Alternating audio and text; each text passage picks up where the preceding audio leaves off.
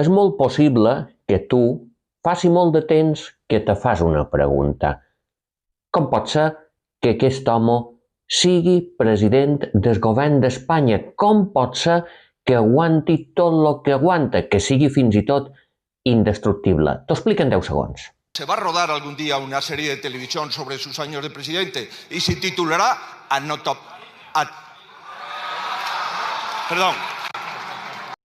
Perquè té això a davant. Hòstia, de ver que no hi ha una altra alternativa que no sigui això. De veres, de bon de veres m'ho dius. Jo te faig un petit exercici. Tu imagina't que se te romp la caldera de que teva i que crides en el tècnic i ve i t'apareix un tipus que te diu això. Què li diries? Que se'n nasi que no toques la caldera. O l'electricista o un mestre d'obres que t'ha de fer una reforma. Sí, i te diu això.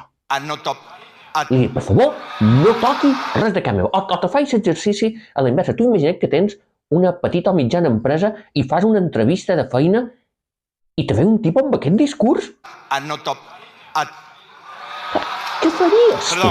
Li diries que partís i que no tornàs. Hòstia, i a la política espanyola això és l'alternativa en això. Normal que aquest vagin-se d'això de fora. Entre sus virtudes, señor Feijóo, no está ser un buen parlamentario.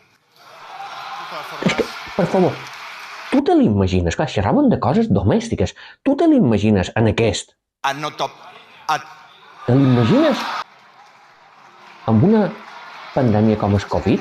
Te l'imagines enviant-lo a una reunió internacional de lo que sigui? Te l'imagines? És igual, gestionant qualsevol cosa.